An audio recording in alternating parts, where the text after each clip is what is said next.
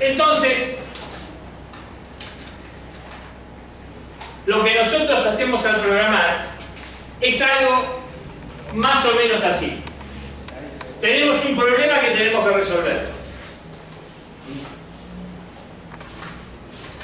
Para ese problema diseñamos un algoritmo que no es único, y eso hay que tenerlo en claro. No hay un único algoritmo para cualquier problema que se nos presente. Puede haber varios, y todos son válidos. Pero en función del que yo tenga que trabajar, voy a elegir uno de ellos.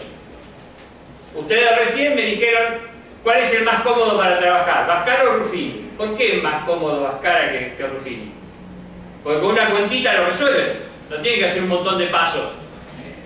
Es más simple, más rápido. Bueno, entonces, no es que la única manera de resolver el problema de las raíces de un polinomio de grado 2 sea Bhaskara, sino que tengo Bhaskara y Ruffini, y el más cómodo es Bhaskara, el más fácil, el más rápido. Entonces, elijo el método de solución, el método para resolver el problema, y con eso hago el programa de computadora. Pero ¿cómo sé si realmente eso funciona? Para saber que esto realmente funciona y que este programa es realmente una solución a este problema, tengo que ponerle datos y verificar que con datos esto funciona. O sea, tengo que agarrar un polinomio de grado 2, ponerle los coeficientes al algoritmo, correrlo en la computadora y ver si las raíces son realmente las raíces que corresponden. Si yo quiero ver si este problema funciona, la única solución va a ser ir, conectar la computadora, poner el flotador, establecer un nivel, poner la electroválvula para que se llene de líquido el tanque y verificar que el tanque se mantiene a nivel N.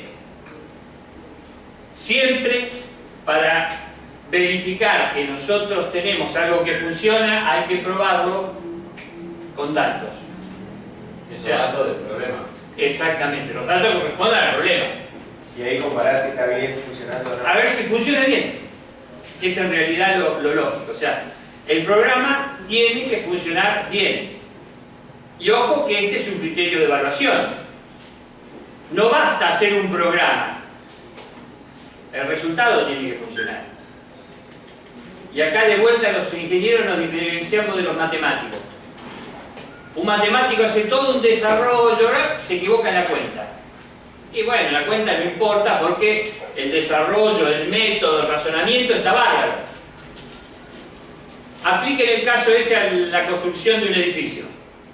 El método que aplicaron para construir un edificio está bárbaro. Pero la cuenta con la cual calcularon los cimientos se equivocaron. Entonces la primera vez que sopla 10 nudos de viento, el edificio, pero fue un error de cuenta. El matemático no hay nada de vuelta, pero el ingeniero no puede equivocarse. Por eso, que el programa funcione es importante. Por eso que el programa funcione es importante. Y por eso tenemos que pensar que esto no se termina acá, que se termina cuando le ponemos los datos y lo hacemos funcionar.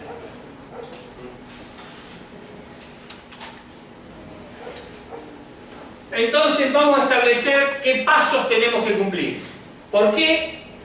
Porque los pasos, así como vieron que cuando analizamos el problema de la comunicación, podíamos ver que hay un modelo para establecer cómo es la comunicación de este tipo, acá existe también un proceso de estandarización en la forma en la cual se hacen los programas. ¿De dónde empezaron a surgir esta estandarización? Vamos a hacer un poquitito de historia. Cuando se empezaron a fabricar las primeras computadoras, el costo de las computadoras era enorme. El valor de las máquinas era muy grande. Y de hecho, el valor de una computadora alcanzaba para pagarle a varios programadores que trabajaran para una computadora y hicieran todos los programas que se necesitaban para que la computadora funcional. Ahora, ¿qué es lo que empezó a pasar? Las computadoras fueron cada vez más rápidas, cada vez más chicas, hasta que en los años 80 se produce la aparición de la computadora personal y llegábamos a la mínima expresión. Una sola maquinita que tenía el costo equivalente al 20% del salario promedio podía hacer lo mismo lo que hacía una computadora que ganaba como para pagarle el sueldo a varios programadores que eran salarios altos. Entonces pasamos de tener varios programadores trabajando para una máquina a un programador trabajando para varias máquinas. Y empezaron a haber problemas. ¿Por qué? Porque los programas eran muy caros, como el valor de la máquina era barato, o sea, el costo de los programas eran caros, tenían como el método de desarrollo de software un método artesanal, o sea, los programadores... Siempre. Todo programa tenés que pagarlos. De hecho, vos cuando compras una computadora y te viene con software instalado, estás pagando el costo de los programas instalados en la computadora, ¿no? Y además, no repitamos la gran seguridad, que era lo que pasaba, si vos te descargás de internet cualquier programa que no sea licencia pública, ¿no? Estás chorreando. Entonces, que vos no pagues por eso no quiere decir que no haya que pagar por ello. Tiene un costo. El Office tiene un costo. El AutoCAD tiene un costo. Vos podés usar el LibreOffice y sí es gratis. ¿Por qué? Porque es un software de dominio público. Vos en lugar de usar el AutoCAD usás el LibreCAD y es un software de acceso público. Vas a hacer lo mismo, vas a hacer un plano. Y con el otro va a ser un documento, va a ser una planilla de cálculo, va a ser una pequeña base de datos. Pero, convengamos que eso tiene un costo. Cuando esta maquinita aparecieron, los programas tenían un costo. Vos querías ponerle un procesador de texto y tenías que ir y pagarlo. Querías ponerle un gestor de planilla de cálculo y tenías que pagarlo. Y no funcionaban bien. De hecho, ni DOS, que era el sistema operativo de esa época, funcionaba bien. Los primeros Windows eran pitufos. Pues decía que se ponía azul en cualquier momento la pantalla. O sea, cada vez que había un error en Windows se ponía la pantalla azul, entonces era el sistema operativo de los pitufos. Pero eso generó lo que se llamó la crisis del software. O sea, el software no se había desarrollado como se había desarrollado el hardware de las computadoras. Era caro, funcionaba mal, las computadoras eran baratas y funcionaban bien. Entonces, se produjo un análisis de los distintos problemas y varios estudiosos, catedráticos, ¿no?, generaron una metodología que se llamó ingeniería del software y que básicamente empezó a proponer que para hacer un programa de computadora había que aplicar los mismos pasos que se aplicaban para la ingeniería de hardware. Por eso adoptaron el nombre de ingeniería de software, o sea, usar los mismos pasos o la misma metodología que utilizaba la ingeniería del hardware para producir software. Y en realidad tuvieron razón, porque a partir de la sistematización de los métodos de producción de software, de la generación de métodos cada vez mejores para producir software, se llegó a lo que hoy vemos, y es que los programas prácticamente funcionan sin fallas. Pero en la época de los 80, la mayoría de los programas funcionaban con fallas. De ahí, vuelvo a decir que eso que se llamó crisis se solucionó con esa metodología. Y la base de la metodología de la ingeniería de software son estos pasos. En primer lugar, había que diseñar el algoritmo. Para eso había que analizar el problema, ver cuáles eran las distintas soluciones y, en función de esa, hacer lo que se llama el diseño del algoritmo. Después había que generar un programa que respondiera a ese diseño, lo que se llama codificación, y después se ejecutaba y se validaba el programa, que es lo que se llama prueba. es el mismo método que, si ustedes piensan, utiliza un ingeniero en construcciones cuando va a fabricar una casa. ¿Qué es lo primero que tiene que resolver ese ingeniero? ¿Cómo va a ser la casa? Entonces, ¿qué es lo que le dice el tipo que lo contrata? Y bueno, cantidad de metros cuadrados, cantidad de dormitorios, si tiene garaje, no tiene garaje, o sea, toda la especificación del problema que tiene que resolver el ingeniero de construcciones. Con todo eso que corresponde a la especificación, el ingeniero hace varios bocetos, ¿no? En el cual dice, mira, la podemos hacer así, se puede hacer así, se puede hacer de esta otra manera. Entonces, en conjunto con el cliente, el ingeniero dice, bueno, lo vamos a hacer así. ¿Qué es lo que hace en ese momento? Se pone a hacer un plano de cómo va a ser la casa. Fíjense que analizó el problema, eligió qué es lo que tiene que hacer y ahora diseña. O sea, se pone con el plano y hace el plano. Una vez que termina de hacer el plano, ¿qué es lo que viene? Y los albañiles con la dirección de obra para construir la casa. Y una vez terminada la construcción, si bien no se toma como una parte, sí está el tema de verificar eso. ¿Por qué? Y bueno, porque si uno manda a hacer una casa, lo lógico es que verifique que todas las puertas abran y cierren sin problema, que las ventanas abran y cierren, que uno abre la canilla de agua y no se prende la luz simultáneamente, ¿no?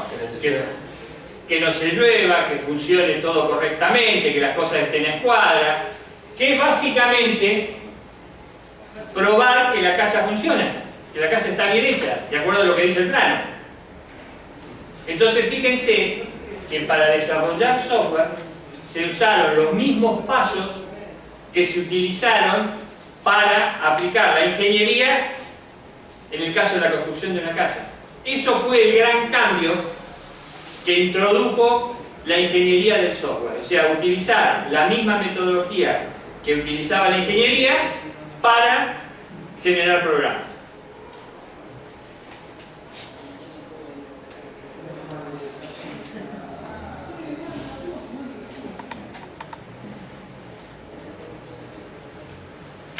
Bien, establecido esto, ¿qué características debe tener ese algoritmo? En primer lugar, dijimos que el algoritmo, o sea, lo que yo voy a diseñar, tiene que ser preciso. ¿Qué significa ser preciso? Que no tiene ninguna ambigüedad. Ustedes no dicen cuando hacen el plano de una puerta, y esta puerta puede tener 2 metros, 2 metros y medio. ¿Tiene 2 metros? Tiene 2 metros y medio. Cuando ustedes dicen hay que hacer tal cálculo, no es más o menos una suma o una recta, o es una suma o es una recta. Acá no es si esto es aproximadamente igual a n, no, es mayor o igual o es menor. Punto, no hay vuelta. O sea, es preciso lo que yo tengo que indicar en el algoritmo. Después, el algoritmo tiene que estar definido. Cuando yo digo que un algoritmo está definido, significa que si yo lo aplico a resolver un problema y obtengo una determinada solución, al volverlo a aplicar al mismo problema, tengo que obtener la misma solución. O sea, digamos, para no centrarnos tanto en la matemática. El cargado ese dato y la veces tiene que hacer lo mismo. Exactamente. En el caso de este, yo lo corro en 2 tanques distintos y la solución tiene que ser la misma, el nivel se tiene que mantener. No puedo obtener algo distinto. Eso es el hecho de que el algoritmo sea definido. Y otro de los conceptos que nos va a quedar más claro un poquitito más tarde es que el algoritmo tiene que ser finito. Vamos a establecer ese requisito como el hecho de que la computadora es una máquina de estado finito. Entonces, lo lógico es que si yo le pongo un programa para aumentar la capacidad de cumplir tareas que tiene una computadora, ese programa también tiene que realizarse en forma finita. No puedo correr un programa que corra indefinidamente, que lo ponga a correr correr y no pare nunca. En algún momento tiene que parar. O sea, la cantidad de pasos que va a realizar un programa o un algoritmo para resolver un problema tiene que ser finito. No puede ser infinito. En realidad, asociamos la idea de infinito al concepto matemático, ¿no? Que es algo que no tiene fin. Y van a ver que es muy fácil, cuando uno diseña un algoritmo, generar un procedimiento que se repita infinitas veces.